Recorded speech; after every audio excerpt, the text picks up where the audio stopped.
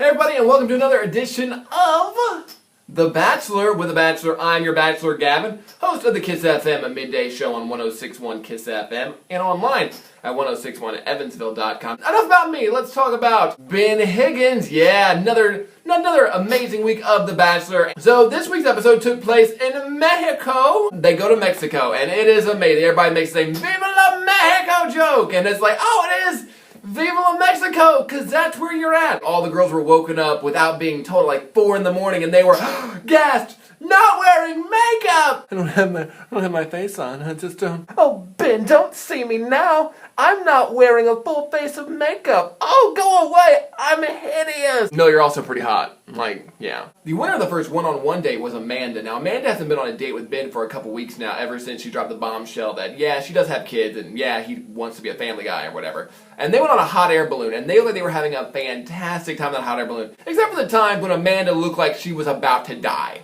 Eventually they have a nice little picnic on a meadow somewhere. It looked a lot like Star Wars Episode 2 Attack of the Clones when Anakin and Padme were there. Also, Star Wars representative Bachelor review said it couldn't be done. Boom! Just did it. Anyway, of course, Ben gives Amanda a rose and wants to continue seeing her, which is classic Ben style, because that's what he does. Next on the list was time for a Mexico group date, where they got a note that said something about, oh, it's going to be cooking related. So I assumed that Ben was going to force all the girls to open a food truck and make a living in Mexico. That didn't happen. However, they did learn Spanish, so at least the girls are getting an education. After learning the most notable Spanish phrases, such as I love you and I'm so in love with you, and how to say Ben Higgins, you're so handsome in Spanish, the girls then took cooking classes and had to use their Spanish to buy ingredients. Naturally, Olivia took point to say, I know Spanish real good. She also made Ben eat, like, crickets, which is not helping the case that Olivia isn't a frog.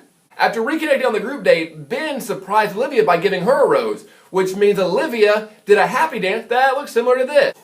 Oh, yeah! Ah! Later on in the episode, Lauren H. went on a date and got to become a runway model. That was their date. Lauren got to be a model, which she did a really good job. I enjoyed her modeling. However, you gotta wonder how the other models felt knowing they'd been modeling for 6-7 years, but this game show contestant got to model on her first day.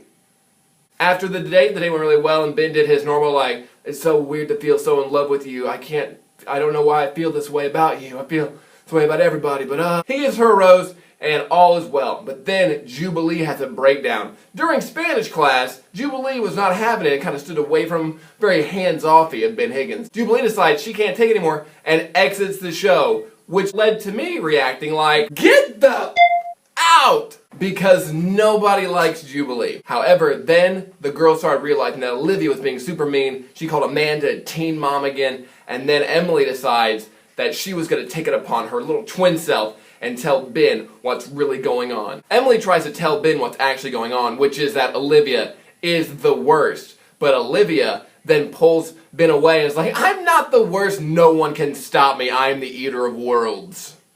And then he decides that he's going to maybe take her rose away. We don't know what's going to happen.